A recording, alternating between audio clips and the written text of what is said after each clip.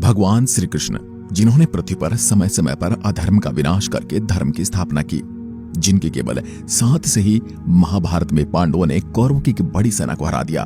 हिंदू धर्म में श्री कृष्ण को पूर्ण अवतार माना गया है, यानी श्री कृष्ण भगवान विष्णु का स्वरूप ही नहीं बल्कि खुद भगवान विष्णु थे। ऐसे में श्री कृष्ण के अस्तित्व पर सवाल उठाना किसी पाप से कम नहीं। पर आज के समय इस दुनिया में ऐसे लोगों की कमी नहीं है जो इस तरह के बेकार सवालों से हिंदू धर्म के साथ साथ भगवान श्री कृष्ण पर भी सवाल उठा देते हैं। इनमें से बहुत से लोग तो ऐसे हैं जो भगवान श्री कृष्ण के अस्तित्व को ही नकार देते हैं, जबकि कुछ लोग हैं जो श्री कृष्ण के अस्तित्व को तो मानते हैं पर उन्हें भगवान का दर्जा देने पर सवाल उठाते हैं। तो आज के इस वीडियो में मैं आपको इन्हीं सब सवालों का जवाब देते हुए बताऊंगा कि आखिर क्यों भगवान श्री कृष्ण भगवान थे। साथ ही हम भगवान श्री कृष्ण के पृथ्वी पर जन्म लेने के वैज्ञानिक प्रमाण के बारे में भी जानेंगे। आप देख रहे हैं mystery of God YouTube channel. ऐसे वीडियोस के लिए चैनल को सब्सक्राइब कर सकते हैं।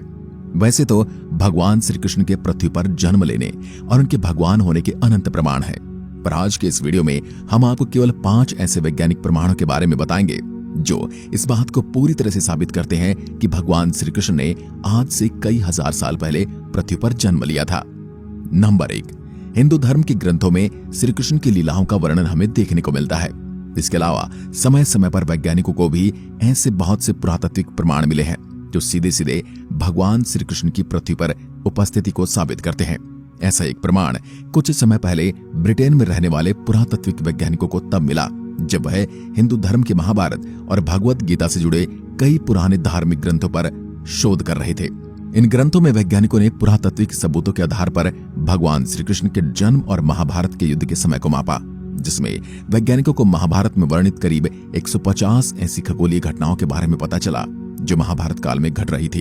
इन ग्रंथों में महाभारत में कई ग्रहों की स्थिति और तारों की स्थिति का वर्णन था, और जब वैज्ञानिकों ने उन सभी घटनाओं के समय को मापा तो सभी वैज्ञानिक इस नतीजे पर पहुंचे कि जिन घटनाओं का महाभारत में जिक्र मिलता है वह 3067 ईसा पूर्व में घटी थी, जो साबित करती है कि आज से करीब 5000 साल पहले पृथ्वी पर महाभारत का युद्ध लड़ा गया था, जिसमें भगवान श्री कृष्ण ने अपनी दैवीय शक्तियों से पांडवों का साथ दिया था।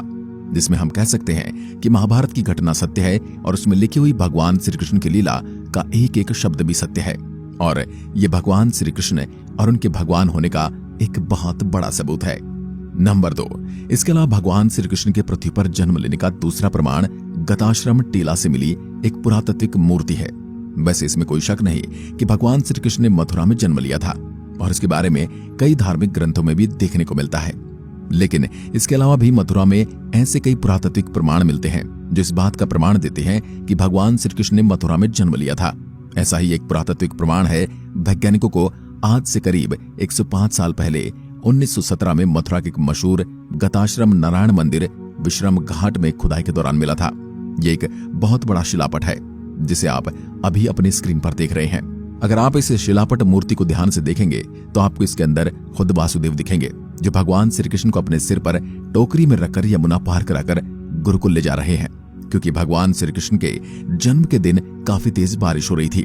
इसलिए इस मूर्ति में आप भगवान श्री कृष्ण के ऊपर कई सर वाले सांप को भी देख सकते हैं जो बारिश के पानी से भगवान श्री कृष्ण की रक्षा कर रहा था ताकि भगवान श्री कृष्ण भीग न जाएं। यह पूरी मूर्ति और इस पर बने चित्र इतने ज्यादा डिटेल से बने थे कि पुरातात्विक विभाग के वैज्ञानिक भी इन्हें देखकर हैरान रह गए, और जब इन वैज्ञानिकों ने रिसर्च की तो कार्बन डेटिंग से पता चला कि शिलापट मूर्ति आज से करीब 2000 साल पहले बनाई गई थी, जो इस बात को साबित करती है कि भगवान का जन्म मथुरा में हुआ था। इसके अलावा ऐसा एक और शिलापट वैज्ञानिकों को 1947 में कंस किले की खुदाई से मिला था, जिसमें भगवान श्री कृष्ण कालिया नाग के फन पर खड़े होकर नृत्य कर रहे हैं। इस शिलापट का जब कार्बन डेटिंग से रिसर्च की गई तो उसमें यह सामने आया कि शिलापट लगभग 1600 वर्ष पुराने हैं, यानी इस बात से बहुत से वैज्ञानिक प्रमाण है भगवान श्री कृष्ण का जन्म मथुरा में हुआ था। नंबर 3, तीसरा बड़ा प्रमाण खुद भगवान की नगरी द्वारिका है। ऐसी मान्यता है कि मथुरा छोड़ने के बाद भगवान श्री कृष्ण ने द्वारिका में एक नया नगर बसाया था। अनेक द्वारों का शहर होने के कारण इस नगर का नाम द्वारिका पड़ा।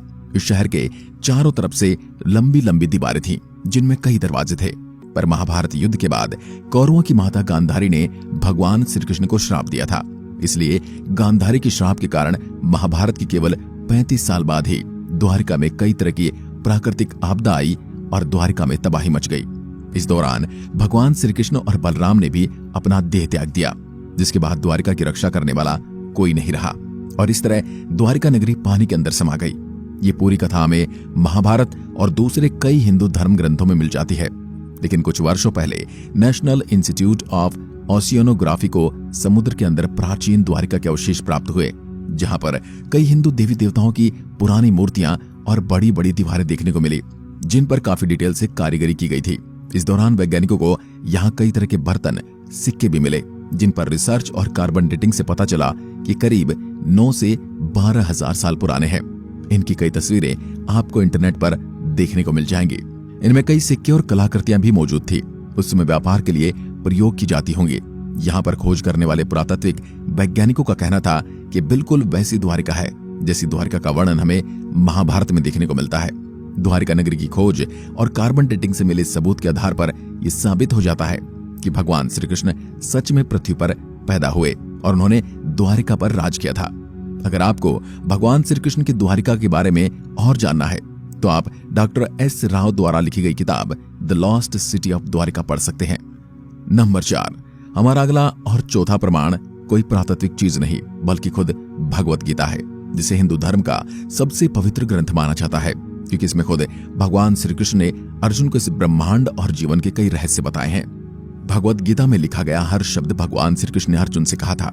ये इतना अद्भुत है कि भगवत गीता में भगवान श्री कृष्ण द्वारा बोले गए हर एक शब्द, हर एक श्लोक से कई किताबों को लिखा जा सकता है, जिसमें विज्ञान से लेकर इस ब्रह्मांड के रहस्यों के बारे में भी बताया गया है, जिन्हें आज के वैज्ञानिक भी पढ़कर हैरान रह जाते हैं।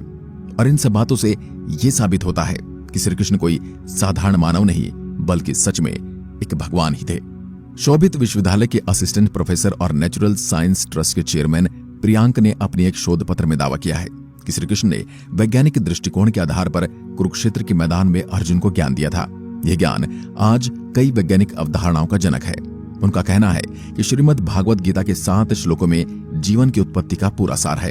इतना ही नहीं, कई वैज्ञानिकों का तो यह भी कहना है कि भगवत गीता में परमाणु बम से लेकर ब्रह्मांड के जन्म और ब्लैक होल के बारे में काफी कुछ जानने को मिलता है और इस तरह का ज्ञान किसी साधारण इंसान के पास होना संभव नहीं है। इसलिए हम इस बात में कोई शक नहीं करना चाहिए कि श्री कृष्ण सच में भगवान हैं। नंबर 5, हमारा पांचवा और आखिरी सबसे बड़ा प्रमाण है निधिवन। यह वृंदावन में मौजूद एक जादुई और रहस्यमय जंगल है, जहां रात भगवान श्री कृष्ण आते हैं और राधा जी और गोपियों के साथ मिलकर रासलीला करते हैं। और यहाँ आपको यह भी बता दूं कि हिंदू धर्म के अनुसार रासलीला का मतलब एक दूसरे के साथ नृत्य करना और समय बिताना होता है। जिसके बाद कृष्ण पास के रंग महल में जाते हैं और जहां उनके लिए पहले से ही पुजारी प्रसाद और सोने की पलंग लगाकर रखते हैं। और हर रोज सुबह जब पुजारी पलंग और वहां के आसपास के सामान को देखते हैं तो वह बिखरा हुआ मिलता है। पूरा रंग महल पूरी तरह से बंद होता है, जिसमें कोई भी अंदर नहीं जा सकता। इसलिए सभी इस घटना को इस बात का सबूत मानते हैं कि भगवान श्री कृष्ण ही रंग महल में गए हैं और उन्होंने ही रात में राधा जी के साथ इस बिस्तर पर विश्राम किया था। वैसे कई बार लोगों ने भगवान श्री कृष्ण को यहाँ देखने की कोशिश की, लेकिन कोई भी कामयाब नहीं हो पाया। पर यहाँ के आसपास रहने वाले लोगों का ये भी कहना है कि जो भगवान श्री कृष्ण और गोपियों को बिना भगवान की अनुमति के एक साथ देख लेता है, वो या तो पागल हो जाता है या फिर अपनी आंखें खो देता है। तो दोस्तों, ये सभी कुछ ऐसे सबूत थे जो इस बात की ओर इशारा करते हैं कि सच में पृथ्वीलोक पर भगवान श्री कृष्ण ने जन्म लिया था। आज की वीडियो में बस इतना ही। धन्यवाद।